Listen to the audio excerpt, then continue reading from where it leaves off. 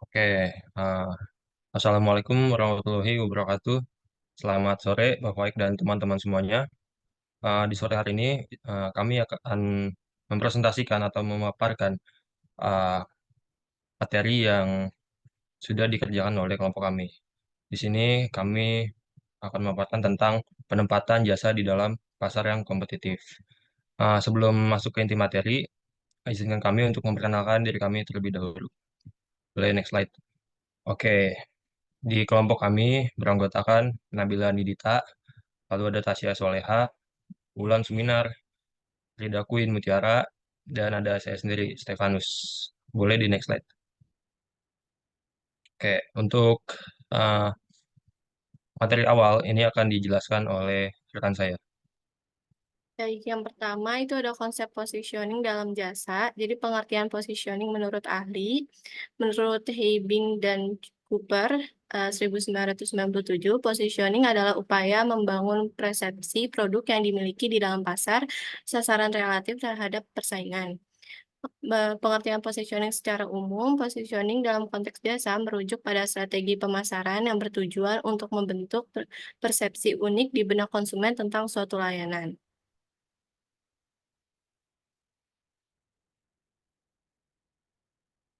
Berikutnya ada unsur-unsur penting positioning dalam jasa. Yang pertama itu ada segmentasi pasar, yaitu memahami segmen pasar yang menjadi target.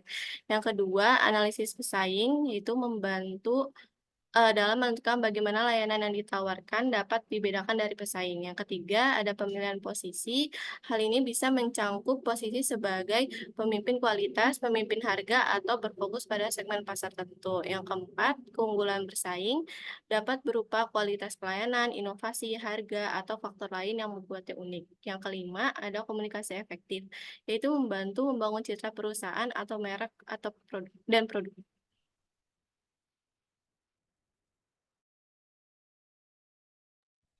Baik, selanjutnya itu ada strategi fokus untuk keunggulan kompetitif. Di sini ada 3 fokus strategi yang bisa diikuti perusahaan untuk dapat meraih keunggulan kompetitif. Ada 3 fokus, yaitu fokus penuh, fokus pasar, fokus jasa, dan yang terakhir itu tidak fokus. Nah, ini juga ada gambarnya, di mana ada cakupan penawaran jasa sama jumlah pasar yang dilayani sesuai dengan posisi masing-masing. Fokus penuh itu cakupan penawaran jasanya sempit, tapi jumlah pasar yang dilayaninya juga sedikit. Terus fokus pasar, cakupan penawaran jasanya luas, jumlah pasar yang dilayani sedikit. Dan fokus jasa, cakupan penawaran jasanya sempit, tapi jumlah pasar yang dilayani banyak. Dan yang terakhir itu tidak fokus, yang semuanya untuk semua orang di situ, cakupan penawaran jasanya luas dan jumlah pasar yang dilayani juga banyak. Boleh di next. Nah, selanjutnya ini ada contoh-contoh dari fokus tadi. Yang pertama ada fokus penuh. Contoh yang pertama itu sebuah perusahaan pakaian outdoor yang hanya memproduksi dan memasarkan jaket gunung premium untuk pendaki gunung profesional. Dan yang kedua, contoh lainnya itu rumah sakit yang hanya melayani operasi hernia atau operasi tertentu bagi usia 40 sampai 60 tahun. Dan yang kedua itu ada fokus pasar. Contoh pertama itu seorang penjual kue yang mengkhususkan diri dalam membuat dan menjual kue vegan untuk pasar yang peduli akan kesehatan dan lingkungan. Dan yang contoh kedua, sebuah perusahaan teknologi yang mengkhususkan diri dalam menyediakan solusi perangkat lunak untuk bisnis kecil dan menengah di sektor retail. Boleh di next.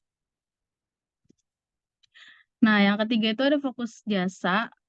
Fokus jasa ini strategi untuk menyediakan jasa yang sempurna kepada pasar yang luas. Perusahaan yang memilih strategi ini itu akan menawarkan jasa yang sempurna kepada pasar yang luas dan akan menjadi spesialis dalam jasa tersebut. Nah, contohnya yang pertama itu ada klinik operasi mata lasik dan kedai kopi Starbucks. Mereka melayani berbagai macam pelanggan dengan produk yang distandarisasi. Dan contoh yang kedua itu ada seorang tukang cukur yang mengkhususkan diri dalam menyediakan layanan potong rambut untuk anak-anak. Dan yang terakhir itu ada tidak fokus. Tidak fokus itu strategi untuk menyediakan jasa yang sempurna kepada semua pasar. Jadi dia tidak fokus pada segmen tertentu, melainkan dia semua segmen masuk. Contohnya itu sebuah supermarket besar yang menawarkan berbagai macam produk dari makanan, pakaian, hingga peralatan rumah tangga tanpa fokus dan tidak menguasai pada segmen pasar tertentu. Jadi semua barang atau semua jasa itu dia jual gitu. Oke, boleh di next. Oke, selanjutnya akan dijelaskan oleh rekan saya yang lain. Terima kasih. Oke, selanjutnya ada segmentasi pasar dalam usaha jasa. Nah, segmentasi pasar itu merupakan proses membagi konsumen atau pelanggan menjadi grup-grup atau kelompok yang memiliki karakteristik dan kebutuhan yang sama. Nah, manfaat segmentasi pasar dalam usaha jasa itu, perusahaan jasa dapat memahami lebih dalam kebutuhan dan keinginan konsumen, serta mempersiapkan solusi yang lebih tepat dan efektif. Next. Nah, berikutnya ada jenis-jenis segmentasi pasar. Yang pertama itu ada segmentasi demografis, pengelompokan pasar berdasarkan sifat demografis, yaitu ada usia, jenis kelamin, dan pendidikan. Contohnya itu dari jasa edukasi. Nah, yang kedua ada segmentasi geografis atau pengelompokan pasar berdasarkan lokasi, yaitu negara, kota, wilayah. Contohnya jasa transportasi atau jasa yang ada biasa untuk turis-turis gitu. Terus selanjutnya ada segmentasi psikografis, itu terdapat gaya hidup, minat, dan kepribadian. Contohnya jasa pariwisata. Dan terakhir itu segmentasi behavioristik, yaitu ada preferensi, loyalitas, dan respon. Contohnya jasa telekomunikasi. Selanjutnya akan dijelaskan oleh rekan saya.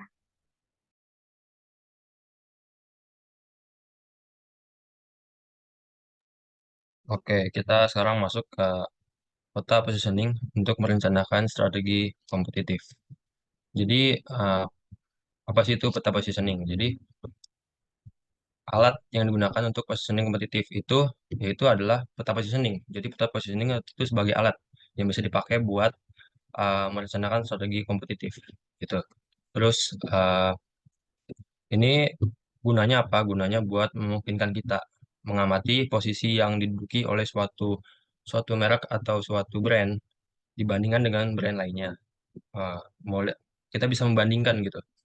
Terus di sini ada dua atribut utama ya. Dia menggunakan dua atribut utama yaitu apa? Harga dan kinerja. Itu. Terus yang kedua, merancang penawaran dan citra perusahaan agar mendapatkan tempat khusus dalam pikiran pasar sasaran. Nah, ini juga masih berhubungan satu sama lain dengan poin nomor satu. Jadi kurang lebih sama. Gitu. Terus yang ketiga, kita masuk ke poin tiga. Poin tiga ini memfasilitasi proses merancang strategi yang efektif dan jelas dalam mendistribusikan informasi kepada konsumen. Nah, ini bisa kita lakukan atau bisa dilakukan dengan cara apa? Dengan cara melalui strategi positioning yang tepat. Yaitu contohnya kayak bisa dengan dilakukan menentukan posisi yang dikehendaki gitu mau di mana itu bisa ditentukan. Terus bisa dengan juga merancang suatu program pemasaran yang dapat atau yang bisa memastikan bahwa semua informasi mengenai produk atau brand itu diperlukan sama konsumen gitu dan tertanam di benaknya konsumen. Yang keempat, itu membantu perusahaan dalam memahami actual position atau positioning goals. Jadi, dari suatu produk, atribut, atau merek itu gitu. Ini juga bisa kita lakuin. Caranya melalui analisis terhadap posisi berbagai produk yang saling bersaing dan maka setelah kita menentukan itu, kita juga harus tentuin daerah-daerah atau aspek-aspek yang belum tergarap gitu atau belum dilakukan oleh atau bilang celah dari si kompetitor gitu. Boleh di next slide. Nah, ini ada gambar peta positioning ya di sebelah kiri. Nah, sebenarnya apa sih itu peta positioning? Seperti yang tadi udah disinggung di awal, jadi peta positioning itu adalah grafik yang memungkinkan kita buat em, buat kita ngawasin atau buat kita ngelihat posisi suatu perusahaan ini didudukin di tempat yang mana gitu, di kedudukannya di mana dibandingkan dengan kompetitor-kompetitornya. Seperti itu. Nah, jadi umumnya mempresentasikan posisi perusahaan atau industri dalam persepsi konsumen secara subjektif. Kenapa secara subjektif? Uh, karena itu tergantung sama gagasan yang udah terbentuk di kepala konsumen gitu. Jadi tergantung sama konsumennya mau ditaruh di mana. Jadi seperti itu ya. Terus ke poin 2, setiap titik peta positioning menggambarkan posisi perusahaan atau industri dalam persepsi konsumen seperti yang disinggung tadi di nomor 1. Jadi peta positioning ini biasanya dibuat dengan dua atribut utama. Tadi juga udah dikasih tahu ya. Ada harga dan ada kinerja gitu. Harga merupakan atribut yang menggambarkan kemiringan dari suatu produk ataupun merek dibandingkan dengan merek pesaingnya atau kompetitor. Sementara kinerja itu merupakan bagian dari atribut juga yang menggambarkan tingkat kinerja dari suatu produk sesuai dengan namanya juga sih sebenarnya. Terus yang ketiga ada peta positioning. Ini bisa memiliki lebih dari dua dimensi. Jadi nggak cuma ada harga ataupun kinerja aja. Jadi bisa ditambah kayak kualitas. Jadi tergantung suatu perusahaan, analisis dari suatu perusahaan tuh gimana. Mau lebih spesifik lagi atau dasarnya aja dianalisis. Kalau lebih spesifik lagi itu bisa ditambah, nggak cuma punya dua aspek aja gitu. Mungkin saya kira seperti itu penjelasannya.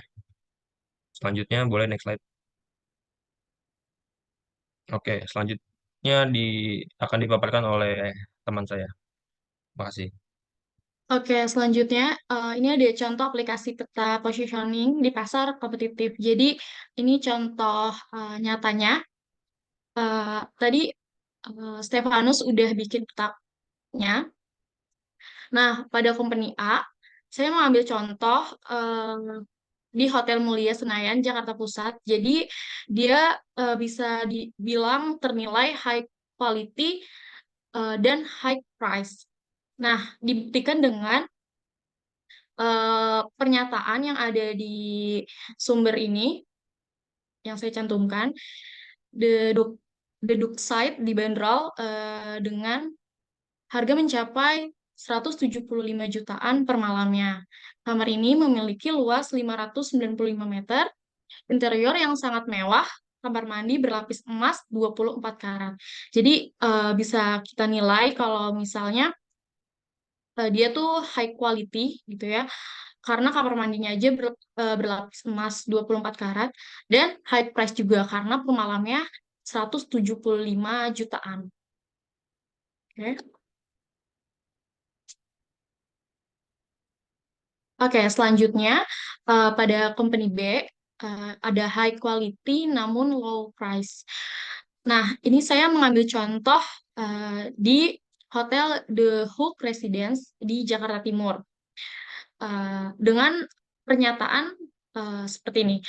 Lokasi dekat dengan area publik, 5 menit dari Ion Mall, 10 menit dari teras Kota Mall dan Ocean Park BSD, dan 45 menit dari Bandara Internasional Soekarno-Hatta. Dengan harga 169.000 mendapatkan fasilitas seperti WiFi, dapur, dryer, TV kabel, kemudian ada bebas parkir juga, air panas, dan lainnya.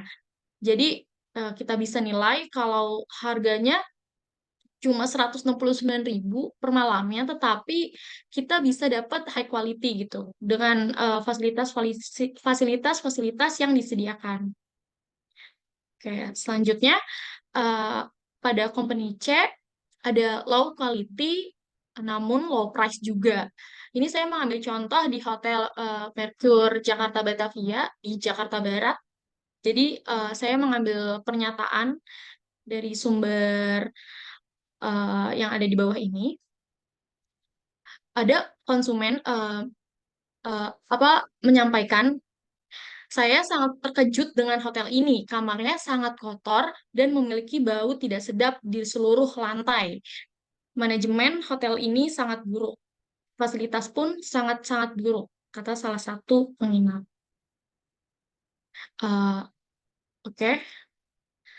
Itu aja sih presentasi dari kami. Terima kasih. Kurang lebihnya mohon maaf.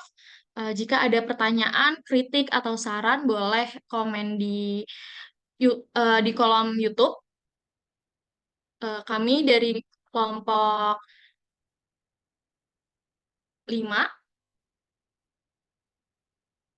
kelompok 4, pamit undur diri. Terima kasih. Wassalamualaikum warahmatullahi wabarakatuh.